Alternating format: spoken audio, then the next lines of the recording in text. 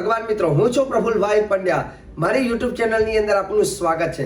દર્શક મિત્રો, હું આજે વાત કરીશ શિવરાત્રીનું શું છે મહત્વ, ક્યારે છે શિવરાત્રી, શિવરાત્રીમાં આપણે કઈ બાબતનું ધ્યાન રાખવું, કયા દ્રવ્ય શિવજીને અર્પણ ન કરવા, શિવજીની પૂજા કઈ રીતે કરવી અને શિવજીને પ્રસન્ન કરવા માટે શ્રેષ્ઠ શિવજીના નામ કયા છે. રાત્રિના સમયે તમારે પૂજા કરવી હોય તો પ્રહર પૂજામાં કયા દ્રવ્યોનો ઉપયોગ કરવો અને એમાંથી વિશેષ ખાસ કરીને શિવરાત્રિમાં ઉપવાસનું પણ શું છે મહત્વ અને શિવરાત્રિનું વ્રત કરવાથી લાભ પણ શું થાય છે, આ બધી જ જાણકારી હું આજે મારી યુટ્યુબ ચેનલના માધ્યમથી તમને કહેવાનો છું. જો તમે મારી યુટ્યુબ ચેનલમાં પહેલી વાર હોય તો વિડીયોને લાઈક કરો, શેર કરો, સબસ્ક્રાઈબ કરજો, બેલનું બટન ચોક્કસ દબાવજો. કેમ કે આ ચેનલમાં એવી જાણકારી મળશે જે જાણકારી તમારા બધા જ મનના પ્રશ્નનો જવાબ તમને આ એક જ વિડીયોમાં મળી જાય છે.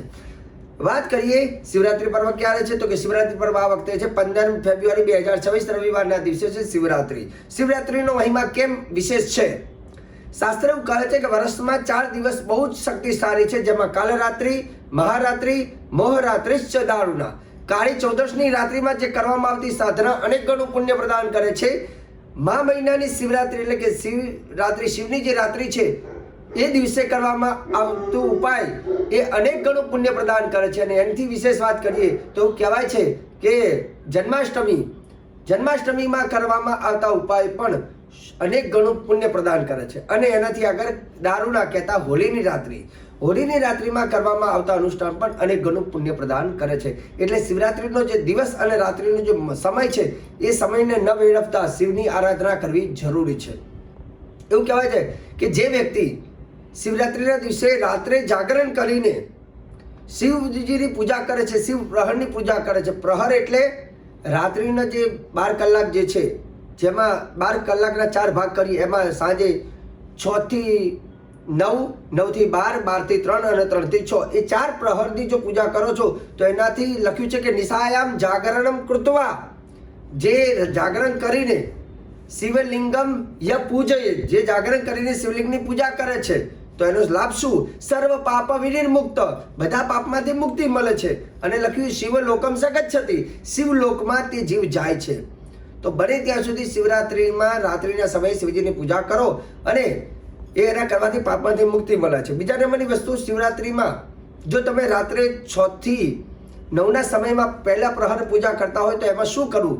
તો પ્રથમ પ્રહર પૂજામાં તમારે શિવજીને દૂધ સાકર એકત્ર કરી દૂધ સાકરનો કેવલ અભિષેક કરવો રાત્રિના સમય, અને દૂધ અને સાકરનો પ્રસાદ શિવજીને જમાડવો. જો તમે બીજા પ્રહરની અંદર શિવજીની પૂજા કરતા હોય તો એમાં દહીંનો અભિષેક કરવો અને શ્રીખંડનો પ્રસાદ જમાડવો. ત્રીજા પ્રહરની અંદર ભગવાન શિવજીને ઘીનો અભિષેક કરવો અને ઘીનો પ્રસાદ અર્પણ કરવો. અને ચોથા પ્રહરની અંદર ભગવાન શિવજીને મધનો અભિષેક કરવો અને મધ, ભાંગ, નાળિયેર અને ફળનો પ્રસાદ તમારે અર્પણ કરવાનો. આ વિશેષ ઉપાય તમે કરજો. સાથે સાથે શિવરાત્રિમાં આપણે શું કરવું જોઈએ? શિવરાત્રિની અંદર શિવ પુરાણનું વાંચન કરવું જોઈએ અને શિવજીનું પ્રિય સ્તોત્ર જે 12 જ્યોતિર્લિંગનું છે, સૌરાષ્ટ્ર સોમનાથંચ, તો તે સ્તોત્રનું પણ વિશેષ પાઠ તમારે કરવાનો છે. અને શિવ પંચાક્ષર મંત્ર ઓમ નમઃ શિવાય એના પણ વિશેષ મંત્ર જાપ કરજો. શિવ ગાયત્રી મંત્ર કયો છે? કેમ કે શિવજીમાં તો ઘણા બધા મંત્રો એવા ચમત્કારી છે. પંચાક્ષર મંત્ર ઓમ નમઃ શિવાય એ પંચાક્ષર મંત્ર કહેવાય. જે 12 જ્યોતિર્લિંગ વાળું જે છે સ્તોત્ર, સૌરાષ્ટ્ર સોમનાથંચ, શ્રીશૈલે મલ્લિકાર્જુનમ, ઉજ્જૈન્ય મહાકારમ, ઓમકારમ અમરેશ્વરમ, પરલ્યમ વૈદ્યનાથંચ, ડાકિન્યમ ભીમશંકરમ, સેતુ બંધેતુ રામેશમ, નાગેશમ દારુકાવને, વારાણસી વિશ્વેશમ, ત્રંબકમ ગૌતમિતટે, હિમાલય તુ કેરામ ધુષ્મેશમ ચ શિવાલય, એતાની જ્યોતિર્લિંગાની સાયં પ્રત પઠનર સપ્ત જન્મ કૃતમ પાપમ સ્મરણેન વિનશ્યતિ. આ પાઠ કરવાથી સપ્ત જન્મ કૃતમ પાપમ, 7 જન્મના પાપ પણ નષ્ટ થાય છે. બીજો મહામંત્ર શિવ ગાયત્રી મંત્ર, શિવજીનો ગાયત્રી મંત્ર. આ મંત્ર ખાસ આની પણ તમે શક્ય હોય તો 11 માળા શિવરાત્રિના દિવસે કરજો, અથવા 11 ના થાય તો એક તો કરજો, પણ બહુ ચમત્કારી મંત્ર છે. આના પછી પણ 2-3 તમને ઉપાય કહીશ. પહેલો શિવ ગાયત્રી મંત્ર તમે લખી લો. ઓમ તત્પુરુષાય વિદ્મહે મહાદેવાય ધીમહિ તન્નો રુદ્ર પ્રચોદયાત. આ ભગવાન શિવજીનો શિવ ગાયત્રી મંત્ર. હવે ભગવાનની પ્રિય સ્તુતિ, તો શિવજીને જો પ્રિય સ્તુતિ હોય તો એ છે શિવ મહિમ્ન સ્તોત્ર, જે પુષ્પદંત નામના ઋષિએ ભગવાન શિવજીને પ્રસન્ન કરવા માટે આ સ્તુતિ કરી હતી. અને એની અંદર લખ્યું છે મહિમ્ન પારંતે પરમ વિદુષો યદ્ય સુદૃશી. આ પહેલો શ્લોક છે. આવા 44 શ્લોક છે. અને મહિમ્ન સ્તુતિ શિવજીને વધારે પ્રિય કેમ છે એનું એવું કહેવાય છે કે મહેશાનના પરો દેવો મહિમ્નોના પરાસ્તુતિ અઘોરાનના પરો મંત્રો નાસ્તિ તત્વમ ગુરુ પરમ. મહેશાનના પરો દેવો એવું કહેવાય છે કે દેવોની અંદર દેવોમાં સૌથી શ્રેષ્ઠ દેવ મહાદેવ છે. અને સ્તુતિમાં સૌથી શ્રેષ્ઠ સ્તુતિ મહિમ્ન સ્તુતિ છે ભગવાન ભોલેનાથની. અને અઘોર મંત્ર એ બધા જ શિવજીને બહુ બધા મંત્ર છે શિવજીના, પણ શિવજીના સૌથી પ્રિય અને સૌથી શક્તિશાળી અને અઘોર મંત્ર જે છે એ બધા કરતાં કંઈક અલગ છે. દર્શક મિત્રો, તમને એક વાત કહી દઉં કે જેના જીવન ઉપર અતિશય મુશ્કેલી આવીને પડે, ચારે બાજુથી મુશ્કેલી આવીને પડે, જીવનમાં કોઈ રસ્તો ન મળે અને માણસ એક છેલ્લા સમયમાં હોય, પણ એવું કહેવાય છે કે અઘોર મંત્ર જો ઉચ્ચારણ કરવામાં આવે છે તો ગમે તેવી પરિસ્થિતિ હોય, ગમે તેવી વિપદા હોય, એમાંથી આનો માર્ગ નીકળે છે. અને તેવો ચમત્કારી મંત્ર છે અઘોર મંત્ર. તો શિવરાત્રિનો દિવસની તાકાત તો કંઈક અલગ જ હોય છે, કેમ કે શિવરાત્રિમાં કરવામાં આવતું કંઈ પણ વસ્તુ, નાનામાં નાની વસ્તુ પણ અનેક ગણું પુણ્ય આપે છે. તો અઘોર મંત્રની પણ એક માળા તમે કરજો.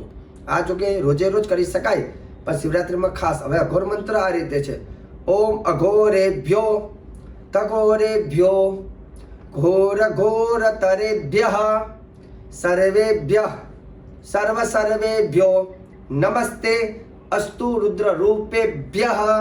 તો આ છે અઘોર મંત્ર. શિવરાત્રિમાં ખાસ કરીને શિવજીના મંદિરમાં જઈ સાવરણીનું દાન કરવું. અને જેમ શિવરાત્રિમાં આપણે કહીએ છીએ કે શિવજીની આપણે જઈને પૂજા કરીએ, એમ દેવતાઓ પણ કૈલાસમાં જઈ અને શિવજીની પૂજા કરે છે. કૈલાસમાં પણ એક માહોલ આખો અલગ હોય છે. જીવનમાં એક વખત કૈલાસની યાત્રા કરજો. કૈલાસની યાત્રા એવું કહેવાય છે કે જે કરે છે એ વ્યક્તિ જીવનમાં કોઈ દિવસ ક્યારે બીજી કોઈ યોનિમાં એને જવું પડતું નથી. કૈલાસની યાત્રા કરી એટલે બધી જ યોનિમાંથી મુક્ત થઈ અને શિવલોકમાં જ મનુષ્યને રહેવાનું થાય છે. તો હંમેશા ટાઈમ મળે તો એક વખત કૈલાસની યાત્રા ચોક્કસ કરજો. અને અમે પણ દર વર્ષે ઘણા બધા લોકોને કૈલાસ યાત્રા પણ કરાવીએ છીએ. જો તમારી ઈચ્છા હોય તો તમે પણ કોન્ટેક્ટ કરી અને આ વર્ષે પણ કૈલાસ યાત્રામાં જોડાવું હોય તો તમે જોડાઈ શકો છો. હવે રહી વાત ભગવાન શિવજીની પૂજા. શિવજીની પૂજા કઈ રીતે કરવી એના વિશે પણ આપણે ચર્ચા કરીએ છીએ. મિત્રો, ખાસ કરીને શિવજીની પૂજા આપણે જે કરવાની છે તો શિવજીને માતા પિતા માનીને પૂજા કરવી જોઈએ. જેમ જન્મ મા બાપ આપણને આપે છે તેમ જગતના માતા પિતા છે શિવજી. એટલે લખ્યું છે કે જગત પિતરો વંદે પાર્વતી પરમેશ્વરો. શિવજીને મા બાપ માનીને, કેમ કે આખા જગતના મા બાપ છે શિવજી, તો શિવ પાર્વતીની પૂજા કરતી વખતે માતા પિતા માનીને પૂજા કરવી. હવે રહી વાત કે શિવજીની પૂજામાં શું લખ્યું છે: વિના ભસ્મ ત્રિપુરેના વિના રુદ્રાક્ષ માલયા પૂજતો અપી મહાદેવો નસ્યાતસ્ય ફલપ્રદઃ. વિના ભસ્મ ત્રિપુરેણ. એક ભૂલ તમે ના કરતા. કઈ ભૂલ? તો કે ભગવાનની પૂજા કરતા હોય ને ત્યારે ડાયરેક્ટ આમ ભસ્મનું તિલક કર્યા વગર પૂજા નહીં કરતા. શાસ્ત્ર એવું કહે છે જે માણસ ભસ્મનો ચાંદલો કર્યા વગર, ભસ્મ લગાયા વગર અથવા રુદ્રાક્ષ પહેર્યા વગર જો શિવજીની પૂજા કરે છે તો એ પૂજાનું નસ્યા ફલપ્રદા, એનું પૂજાનું ફળ મળતું નથી. કેમ કે શિવજીની પૂજા કરો છો તો શિવજી જેવા બનવું પડે.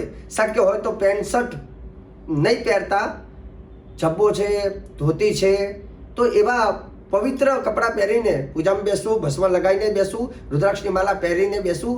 અને શિવજીને પૂજાની જ્યારે શરૂઆત થાય ત્યારે શું કરવું? સૌ પ્રથમ પહેલાં શિવજીને નમસ્કાર કરજો. નમસ્કાર, શિવજીને શ્રેષ્ઠ નમસ્કાર કરવા માટે એવું કહેવાય છે કે લિંગ મુદ્રા. જો આજે બે હાથ દેખાય છે ને, બે હાથની છેલ્લી બે આંગળીઓ બંને હાથની એ બંનેને ભેગી કરો, અંગૂઠો એની જોડે મૂકો અને આ રીતે કરી અને આમ ભેગું કરી અને આને કહેવાય લિંગ મુદ્રા. તો લિંગ મુદ્રા કરી શિવજીને નમસ્કાર કરવા. બીજા નંબરની વસ્તુ, રુદ્રાક્ષ તો હંમેશા પહેરવો જ જોઈએ. મારા ગળામાં જે છે ને આને કહેવાય સિદ્ધ માલા. સિદ્ધ માલા એટલે શિવજીનું એવું કહેવાય છે કે આની અંદર તમામ દેવી દેવતાઓ છે.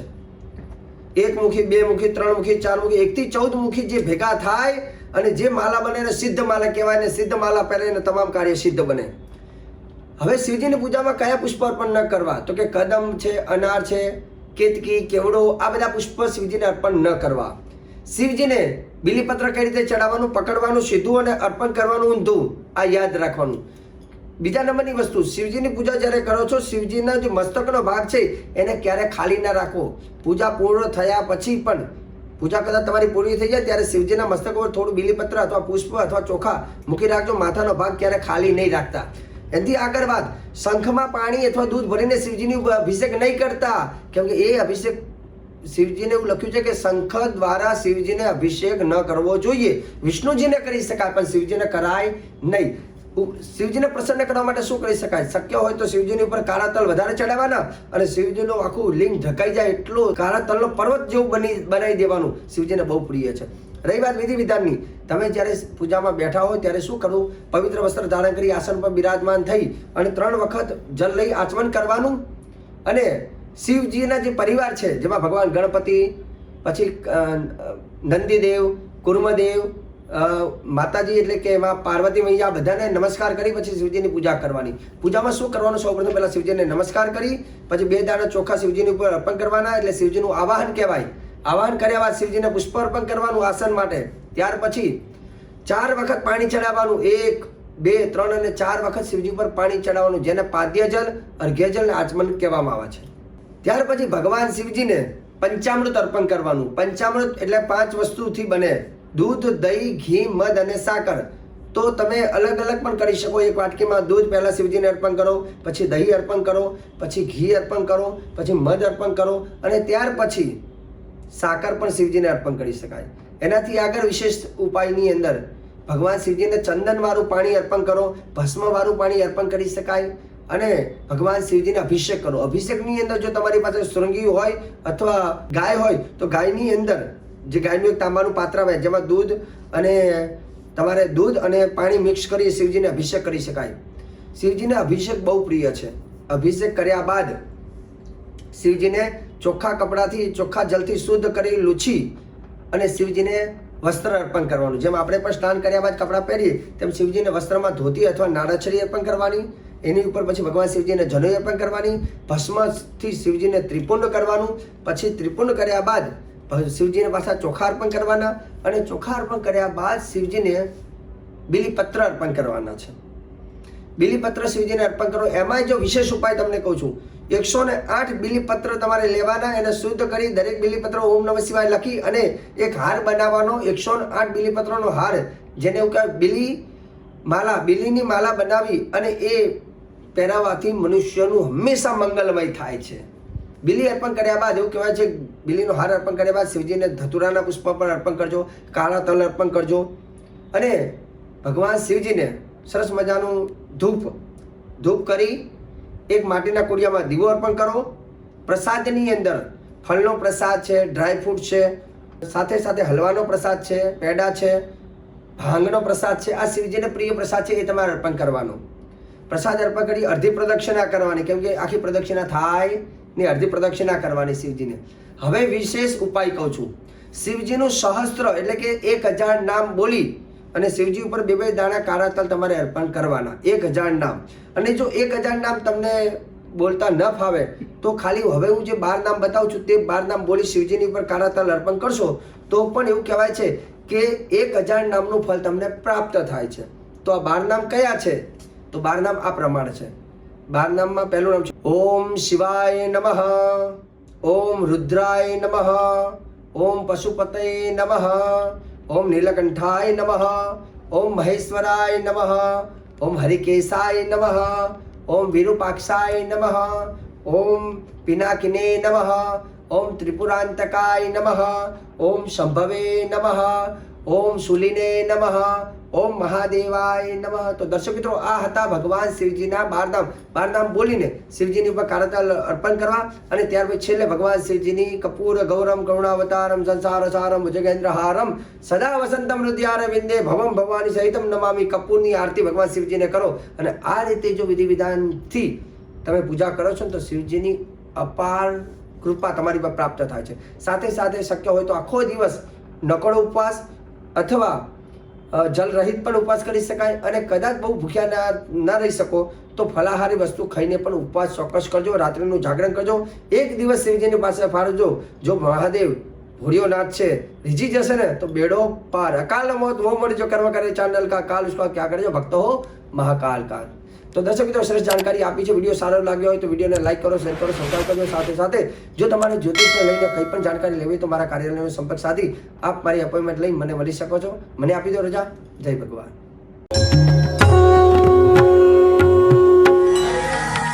જય ભગવાન.